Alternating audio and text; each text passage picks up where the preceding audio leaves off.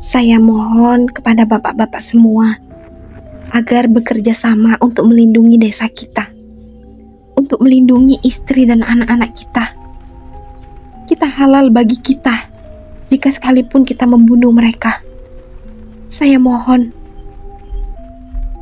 tekadlah, buanglah rasa takut itu demi desa dan istri anak kita. Setelah pengumuman pagi ini selesai, warga pun langsung bergotong royong untuk melakukan persiapan-persiapan untuk memagari desa ini. Doa bersama rencananya akan dilaksanakan di balai desa. Warga bekerja sama mengumpulkan air-air yang akan mereka gunakan untuk memagari desa ini. Ada pula yang berbelanja ke kota untuk membeli garam kasar, bubuk cabai, dan bubuk bidara. Tentu saja dalam jumlah yang banyak. Siangnya mereka berkumpul di balai desa. Air dalam jumlah banyak dikumpulkan dalam satu tandon yang berkapasitas 1000 liter. Fajar memimpin pembacaan doa-doa untuk mendoakan air itu. Garam kasar dan bubuk bidara tak lupa dituangkan ke dalam air ruqyah itu. Dan kemudian secara serentak, warga-warga pun mengikuti bacaan itu. Sebelum asyar pembacaan doa ayat-ayat suci pun selesai dilangsungkan. Kemudian secara bergotong royong, warga menyiramkan air itu ke sekeliling desa. Butuh kerjasama warga desa untuk menyelesaikan kegiatan ini. Semua warga desa terlibat dalam pekerjaannya. Alhamdulillah, hari ini mereka telah selesai menyiramkan seluruh air ruqyah itu ke sekeliling desa. Untungnya, rumah-rumah penduduk desa ini termasuk rapat. Hal ini memudahkan mereka untuk menyiramkan air-air itu. Serta sisa airnya, mereka gunakan untuk menyirami rumah-rumah mereka masing-masing. Malamnya, mereka mulai berkumpul kembali di musola. Setelah selesai sholat Isya, mereka pun mengadakan pengajian bersama-sama. Sehabis Isya, Siska dan Gama pun keluar dari hutan. Mereka berdua kembali memasuki kampung itu. Malam ini rencananya mereka berdua akan ke tempat di mana Nyai akan melakukan pemanggilan jin-jin itu. Badira memberitahukan bahwa di bukit sanalah malam ini upacara pemanggilan berlangsung. Namun sepertinya usaha Gama dan Siska harus terkendala, karena tampaknya orang-orang di sini masih ada yang beraktivitas malam. Pintu-pintu rumah mereka belum tertutup. Kalau Gama dan Siska memaksakan untuk bergerak, tentunya pasti akan terlihat oleh mereka. Mau tak mau, mereka berdua harus lebih berhati-hati dan memilih mengendap-endap di belakang-belakang rumah. Setelah perjalanan panjang, sampailah Siska dan Gama di rumah Pak Kades Kadir. Di sana terlihat beberapa orang berjaga. Terlihat juga Mang Mamat yang keluar menyajikan teh untuk orang-orang yang berjaga. Gimana ini sis? Kita tunggu mereka bergerak, Gam. Setelah mereka pergi, kita harus menemui Mang Mamat. Aku perlu bicara dengannya. Lama menunggu. Akhirnya orang-orang yang ada di rumah Pak Kades Kadir pun pergi, disertai dengan Kades Kadir yang berjalan bersama mereka. Setelah laju motor mereka sudah jauh, Gama dan Siska lalu keluar dari semak-semak dan memasuki halaman rumah Pak Kades Kadir. Gama dan Siska memilih memutar ke halaman belakang. Di sana tampak bangunan rumah kecil yang terpisah dari rumah utama. Tak salah lagi, Mang Mamat pasti tinggal di sana. Siska dan Gama pun langsung memasuki rumah kecil itu dan menunggu kedatangan Mang Mamat. Di dalam bangunan kecil itu terdapat TV kecil dan juga sofa memanjang diselat oleh dinding yang menjadi pembatas ruangan untuk tidur. Tak lama kemudian, terdengar suara langkah kaki menuju rumah kecil ini. Gama dan Siska bersiap-siap di balik pintu. Kalau-kalau yang datang kemari bukan Mang Mamat. Ceklek, suara pintu dibuka. Mang Mamat memasuki rumah ini. Sesaat setelah menutup pintu, Mang Mamat terkejut menggapai dua sosok manusia yang bersembunyi di balik pintu. Dua sosok ini mengenakan pakaian serba hitam, lengkap dengan penutup wajah. Siapa kalian? Tanya Mang Mamat terlihat gugup dan ketakutan. Ini saya, Mang, Siska dan Gama, jawab Siska sambil membuka penutup wajahnya, diikuti dengan Gama yang juga membuka penutup wajahnya. Siska? Seketika Mang Mamat lalu mengintip keluar jendela, memastikan bahwa tidak ada orang lain di luar. Kamu kenapa kembali lagi, Nak? Di sini terlalu bahaya. Apa yang kamu cari? Mang, mereka mau menyerang desa yang sekarang kami tinggali, Mang. Mereka secara terus-menerus meneror desa itu. Saya nggak bisa tinggal diam, Mang. Tujuan kami kemari ingin mencari tahu apa rencana mereka dan di mana mereka menyembunyikan senjata-senjata mereka, Mang, ucap Siska menjelaskan. Mang Mamat menghela nafas panjang. Setelah itu berkata, senjata itu mereka simpan di gudang kayu di dalam kebun karet milik Tuan Kades. Di sana mereka menyimpan golok dan berbagai pisau dan benda tajam. Di sana pula Kades Kadir menyimpan seluruh emas dan uangnya. Tetapi di sana penjagaannya ketat. Ada 20 orang setiap harinya di sana. Tapi saat akan subuh, mereka baru kembali pulang dan berganti orang. Kalian bisa ke sana saat subuh hari, jelas Mang Mamat. Tapi Mang, di mana tepatnya Kades Kadir menyimpan hartanya? Di dalam lemari ada berangkas. Di sana tersimpan surat-surat tanah dan kebunnya juga, serta emas-emasnya. Kode aksesnya saya tidak tahu. Kenapa dia menyimpan harta dan surat-surat tanahnya di sana, Mang? Untuk menyembunyikan bukti-bukti bahwa Kades banyak mengklaim tanah-tanah warga yang terdahulu secara ilegal. Di sana ada bukti penjualan dan pegadaian tanah milik warga yang terdahulu, juga termasuk sawah milik bapakmu. Saya harus mendapatkan surat-surat tanah itu, Mang. Apalagi surat tanah palsu yang mereka klaim dari sawah bapak saya. Saya perlu mengambil semua dokumen itu, Mang, ucap Siska. Sebaiknya kalian berhati-hati, Siska. Jika ketahuan Kades Kadir, kalian akan dibunuh di tempat. Iya, Mang, saya paham. Terima kasih atas informasinya. Kalau begitu kami pergi dulu, Mang. Tunggu, Nak Siska. Kalian akan pergi kemana? Kami akan ke bukit, Mang. Sebisa mungkin kami akan menggagalkan upacara itu, agar jin-jin peneror itu tak jadi dikirimkan ke kampung sebelah.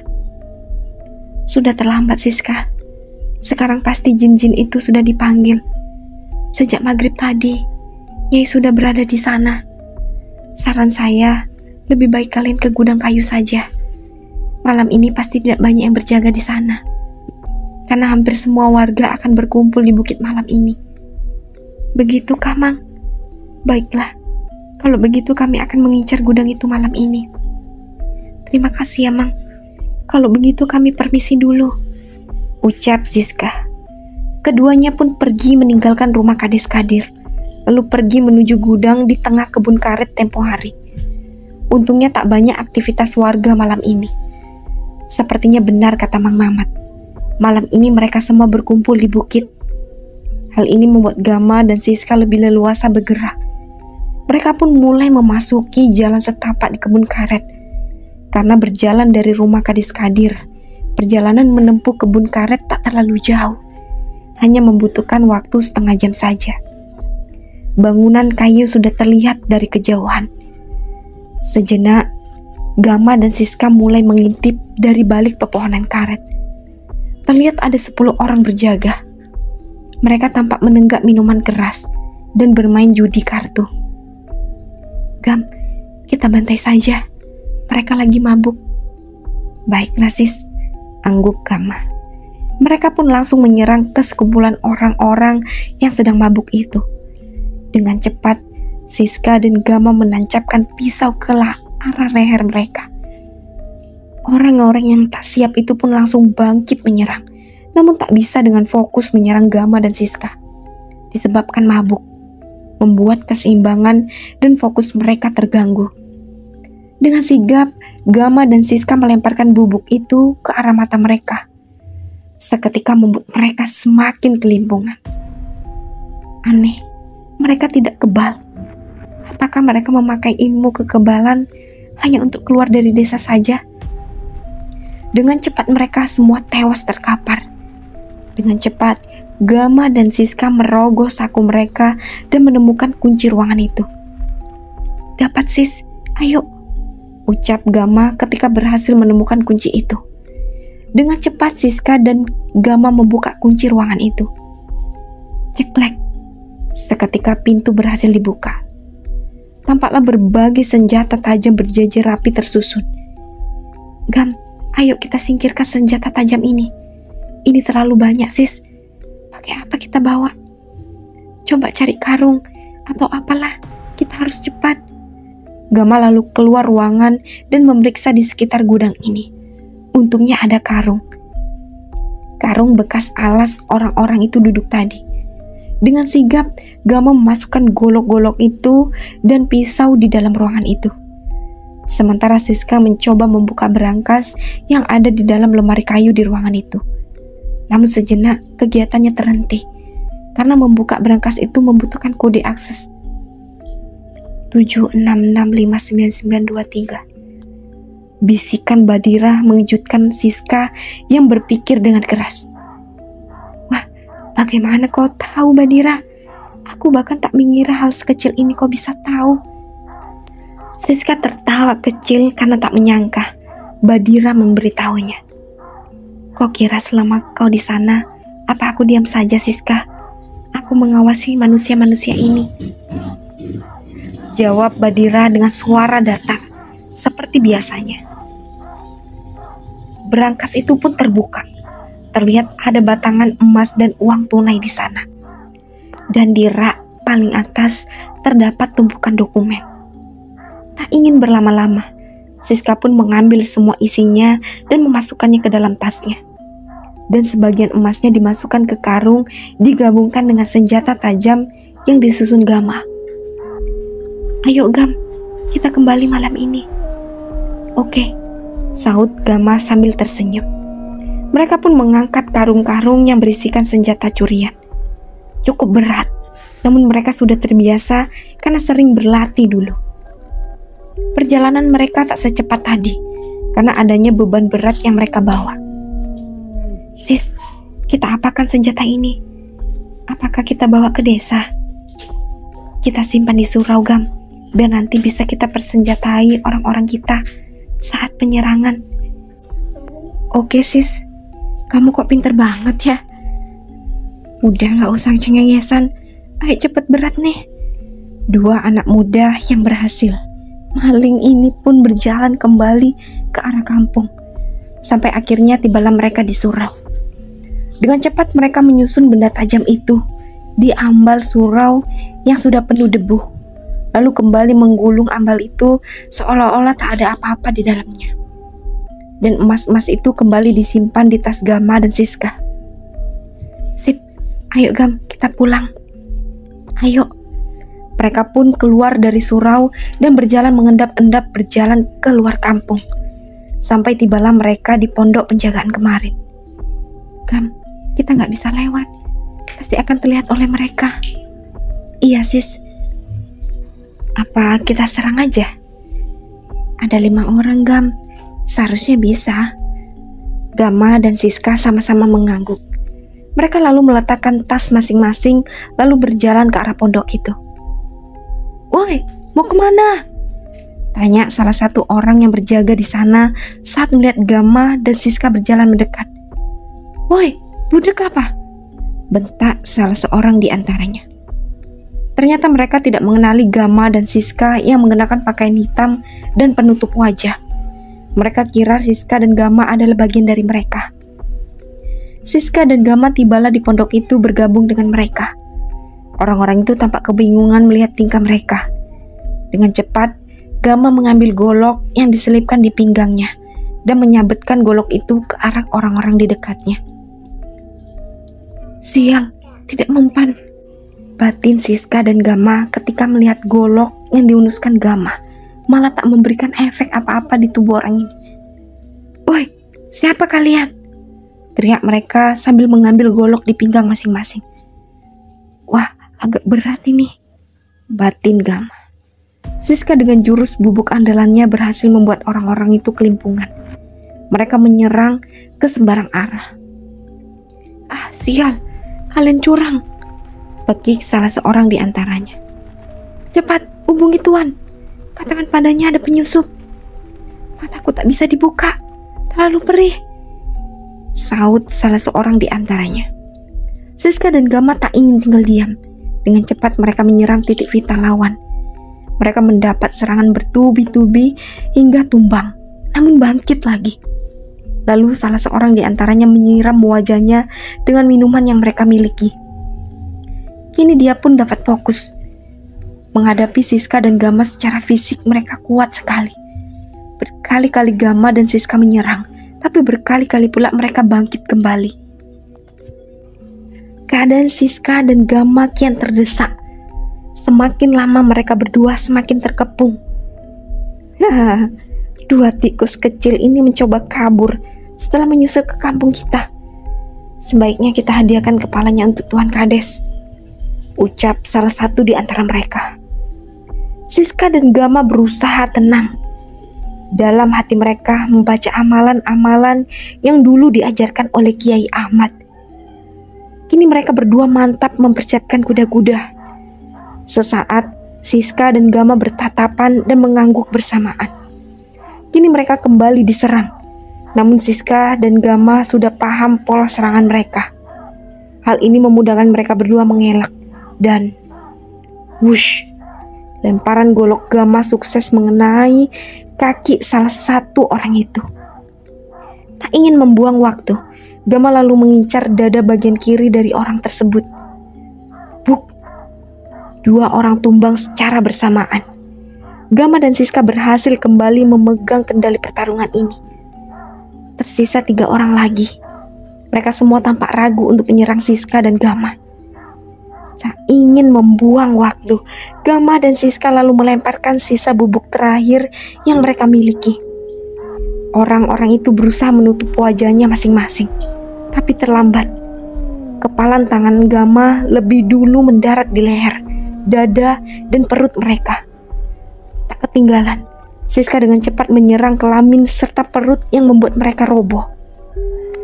Dengan sisa-sisa tenaga yang mereka miliki, dan tak lupa mengambil tas, Siska dan Gama memilih menyudahi pertarungan ini. Mereka lalu berlari keluar kampung. Orang-orang itu tak sanggup bangkit untuk mengejar Siska dan Gama. "Tunggu, Gam," ujar Siska sembari berhenti dan mencoba mengatur nafasnya. "Cepet, Sis, nanti mereka nyusul. Masih jauh dari tempat motor kita," ujar Gama. "Iya, ayo." Mereka pun kembali berlari menyusuri jalanan yang gelap gulita ini. Tak lama kemudian, tibalah mereka berdua di tempat di mana mereka bersembunyikan motor. Dan mereka berdua pun langsung melakukan sepeda motor itu menuju kampung sebelah. Di kampung sebelah, pengajian malam ini diadakan setelah sholat Isya. Pada awalnya semua lancar-lancar aja.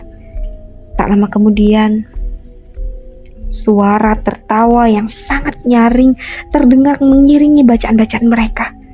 Mendengar itu, Fajar tetap mengisyaratkan para warga untuk tetap tenang dan melanjutkan bacaan mereka.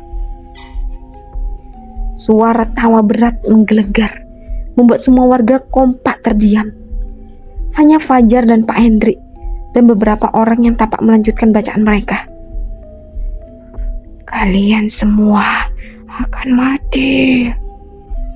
Suara berat itu kembali terdengar. Warga-warga itu seolah-olah membeku mendengar kalimat yang diucapkan oleh suara itu. Namun hal ini tak menggoyahkan Fajar dan beberapa lainnya. Mereka tetap saja melantunkan ayat-ayat suci Al-Quran, bahkan lebih lantang dari sebelumnya. Suara yang kebanyakan orang sebagai tawa kuntilanak itu mulai terdengar lagi. "Demi Allah, jangan takut, wahai bapak-bapak sekalian. Itu hanya sebagian kecil dari teror yang mereka kirim. Tolong terus bacakan, ucap Fajar yang mau tak mau harus menghentikan bacaannya, karena warga terlihat pucat mimik wajahnya. Mendengar ucapan Fajar yang tegas, membuat warga kembali melantunkan ayat-ayat bersama Fajar. Selama pengajian, berbagai teror-teror suara-suara menghantui mereka. Hal ini membuat warga yang tadinya ketakutan berangsur-angsur terbiasa. Sampai akhirnya suara-suara itu tak terdengar lagi. Pengajian pun berjalan lancar, meski ada sedikit teror gangguannya dari jin-jin kiriman Nyai. Setelah pengajian selesai, warga yang mendapat giliran jaga pun mulai bertugas, sementara sisanya pulang ke rumah masing-masing.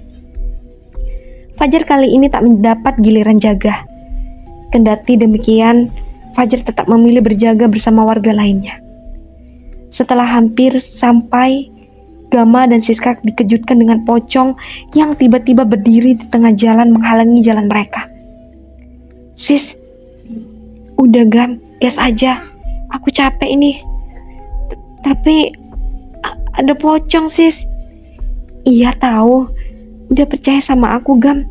Gas aja." Dengan berat hati, Gama terpaksa mengegas motor yang dikendarai mereka. Sampai saat mendekati sosok itu, ternyata pocong itu perlahan-lahan menjadi transparan, lalu menghilang. "Pocongnya hilang, Sis." "Iya tahu." "Kok bisa, Sis?" "Ih, Gam, please lah, kan ada Badira. Mereka gak akan berani nyerang kalau Badira ada sama kita. Lagian itu jin-jin kelas bawah yang dikirim nenek tua itu. Tapi aku yakin, Gam, pasti saat akan memasuki desa, mereka pasti lebih banyak jumlahnya." "Iya ya, Sis. Tapi apa warga desa baik-baik aja ya?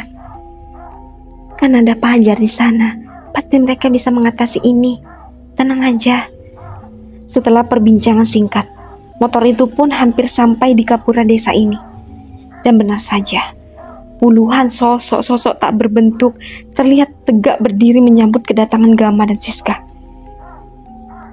Gama yang pertama kalinya menyaksikan pemandangan itu merinding bulu kuduknya. Sementara Siska tampak bersiap, biasa saja. Karena energi Badira lebih besar dari energi mereka. "Astagfirullah, Sis. Udah gak apa-apa, Gam. Mereka cuma berani menampakkan wujudnya saja. Mereka tidak akan berani menyerang." Sosok-sosok penampakan itu berusaha seolah-olah ingin menakuti Gama dan Siska yang melintas di kawasan itu. "Astagfirullah, astagfirullah." Berkali-kali Gama istighfar, bukan takut, tapi lebih kegelik melihat wujud wajah yang berdarah-darah, serta bola mata yang copot, serta juga ada yang bermuka rata, dan ada pula yang hanya berupa kepala yang menggelinding.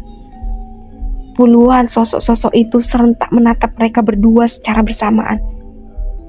Mereka itu jin kasta terendah yang menggunakan wujud dan suara mereka sebagai senjata untuk menakut-nakuti manusia, Gam. "Iya, aku paham kok. Tenang aja, aku gak setakut itu. Tapi sepertinya mereka tertahan di luar desa ini deh, Gam. Lihat mereka ngumpul di sini. Itu artinya mereka pasti gak masuk ke desa." "Iya, baru nggak aku, Sis."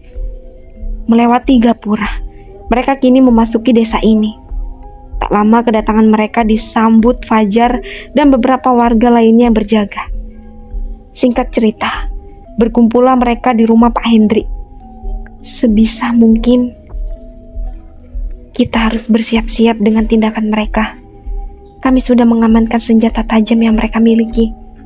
Tetapi itu tak menutup kemungkinan mereka akan menyerang 6 hari lagi, ucap Siska. Sekarang kita fokuskan persiapan untuk berjaga-jaga. Kalau mereka akan melakukan penyerangan ke desa kita, sambung Gama. Tapi, apakah kita mampu mengalahkan mereka bila benar mereka akan menyerang desa kita? Tanya seorang warga.